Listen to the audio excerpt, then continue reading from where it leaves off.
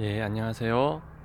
오늘은 이제 표고버섯 지난 동영상 표고버섯 이제 요 버섯이 이주기를 지금 들어갔는데 지난 동영상에서 이제 새로 발생이 돼서 발생되는 이 버섯들 이렇게 발생되는 버섯들을 솎아주는 거를 남겼고요. 아주 잘 솎아서 이렇게 거리가 어느 정도 띄엄띄엄 되어 있는 이런 버섯들이 이렇게 잘 자라서 지금 수확을 하고 있습니다.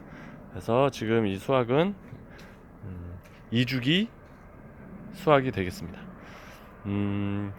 지난 좀 이제 정리를 해서 보면 이 버섯이 도착을 해서 침봉을 했고 침봉을 한 다음에 한 3, 4일 후, 4, 5일 후부터 버섯이 발생이 돼서 일주기를 쫙 땄었고요. 그렇게 일주기를 한 달 정도 따다가 그 후에 한 달 이후에 이제 한 2, 3주 정도 휴식기를 거친 다음에 다시 두 번째 침봉을 해서 버섯을 이주기를 발생을 시켰죠. 그래서 지금 얘네들이 발생이 되면 한 3일, 2, 3일 후면 이렇게 다 자랍니다. 자라는 거를 지금 수확을 하고 있고요. 이거를 수확하면 또 새로 또 조금씩 나오겠죠. 그래서 그거를 또 계속 잘 키워서 수확을 하면 지금 보면 이주기인데 다 자란 버섯도 있는 반면에 이렇게 새로 또 발생되는 애들이 있어요. 그래서 요 또 자란 걸 또 수확하면 또 새로 나오기 시작하는데 이렇게 새로 나온 것까지 키워내는 게 이제 이주기 수확이라고 보면 돼요. 이 이주기 수확은 제 예상에는 한 일주기 때는 거의 한 달을 땄었는데 한 달은 못 갈 것 같고 2주기니까 아마 한 2주 정도 예상을 하고 있습니다. 2주 정도 따지 않을까. 지금 한 2, 3일 전부터 지금 계속 따고 있는데요. 양은 많이 나오고 있습니다. 보다시피 이렇게 아직 다 자랐는데도 이렇게 오므리고 있는 한 중급에서 상급 정도 되는 것도 있고 이렇게 자라면서 이렇게 다 자라지도 않았는데 다 피어서 이런 것들은 하급이죠. 하품도 있고 중품도 있고 상품도 있고 이렇게 지금 막 섞어서 나오고 있습니다. 보면 이런 건 다 지금 상급으로 자라고 있는 모습입니다. 그래서 지금 이렇게 2주기 수확까지 이렇게 영상을 남겼고요.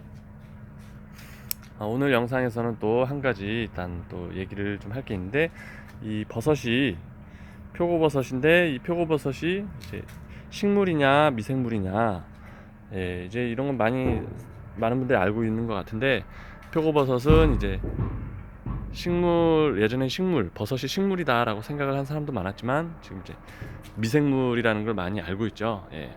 근데 그 질문이 실은 좀 잘못된 거예요. 표고버섯이 식물이냐 미생물이냐 그 질문은 잘못됐습니다. 그래서 표고버섯이 미생물이다라고 얘기를 하면 정확하게는 그건 틀린 거예요. 왜냐하면 이 표고버섯은 동물이나 식물, 미생물, 우리가 생물은 세 가지로 나뉘죠. 동물, 식물, 미생물. 그런 거에 어느 거에 속하냐라고 얘기를 할 수 없는 게 이거는 하나의 열매라고 보셔야 됩니다. 열매. 그래서 열매를 가지고 우리가 식물이니 미생물이니 얘기하지 않죠. 예를 들어서 사과나무를 예를 들면 사과나무에 열려있는 사과를 가지고 야 이거 사과는 식물이야 미생물이야 라고 사람들이 질문하지 않습니다. 왜냐하면 사과는 그냥 영양분 덩어리지 생명체라고 보기 어렵기 때문이죠. 실제로 식물인데 식물은 사과나무가 되겠죠. 그래서 사과나무를 가리키면서 야 사과나무는 식물이냐 동물이냐 미생물이냐 물었을 땐 당연히 사과나무는 식물입니다 라고 대답을 하는 게 맞는 거죠. 그렇듯이 질문은 사과를 가지고 식물이니 미생물이니 질문하면 그건 잘못된 거라는 것입니다. 그와 같이 이 표고버섯도 이 표고버섯을 가지고 야 이거 식물이야 미생물이야 동물이야? 그 질문은 틀린 질문이죠. 이거는 그 어느 곳에도 속하지 않는 그냥 영양분 덩어리예요. 하나의 열매다. 열매고 실제로 질문을 하려면 요 지금 배지 안에 들어있는 표고균사체라고 그러는데 이 안에 이제 이걸 뜯어보면 하얗게 아주 작은 미생물들이 만들어낸 실 같은 게 있습니다. 그게 이제 균이죠. 그래서 실제로 표고균을 가지고 그 안에 있는 흰색 표고균을 가지고 야 이 표고균은 동물이니 식물이니 미생물이니 그렇게 물어봐야 되는 거죠. 대답은 당연히 표고균은 미생물입니다 라고 대답하는 게 맞는 거고, 그래서 지금 이 공기 중에 떠다니는 곰팡이 지금 우리 눈에 보이지 않지만 곰팡이들은 어디에도 존재하죠. 공기 안에 존재하는데 그 곰팡이들도 마찬가지로 미생물에 속하는 거죠. 하지만 그런 곰팡이들도 예를 들어서 식빵 같은 거에 하얗게 곰팡이가 쓰는 걸 본 적이 있을 겁니다. 오랫동안 놔두면 곰팡이를 쓰죠.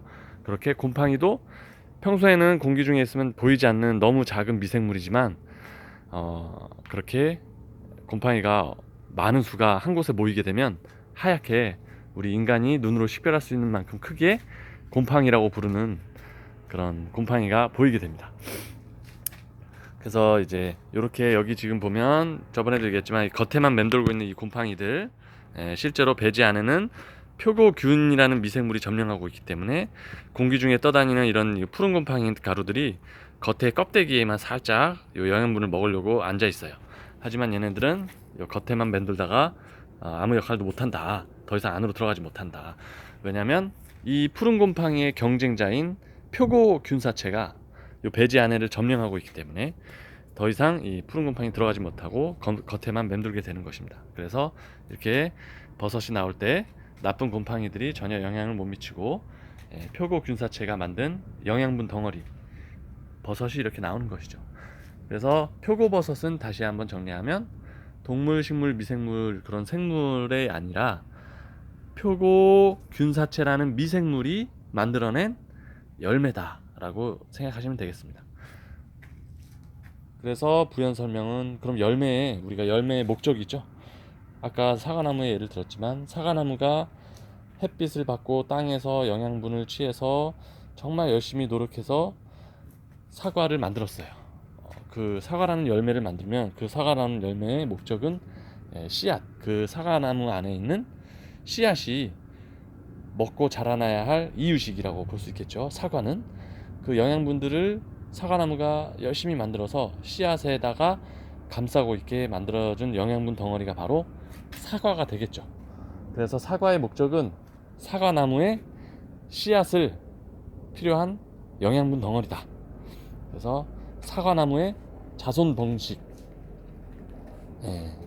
번식을 위한 영양분이다 라고 보시면 되겠습니다. 마찬가지로 표고버섯도 영양분 덩어리인데 이 안에 표고균사체가 자손을 번식하기 위해서 만든 그들의 포자를 얘네가 품고 있는 거죠. 품고 이렇게 자라서 이 영양분 덩어리를 먹고 포자들이 나중에 커지면 공기 중으로 날아가서 포자가 날아가서 또 다른 참나무나 이런 배지로 들어가서 또 이렇게 표고균사체로 자랄 수가 있게 되는 거죠. 그래서 오늘 이주기 수학에 대한 것도 보여드리고 그 다음에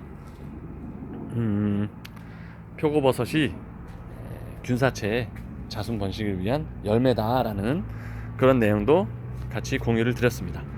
그렇게 생각하면서 이렇게 농사를 짓다 보면 정말 이 표고균사체들이 열심히 자기 자손을 증식하려고 힘겹게 만든 이 영양분 덩어리를 인간들이 이렇게 먹기 좋은 크기에서 떼서 우리가 먹고 있는 거죠.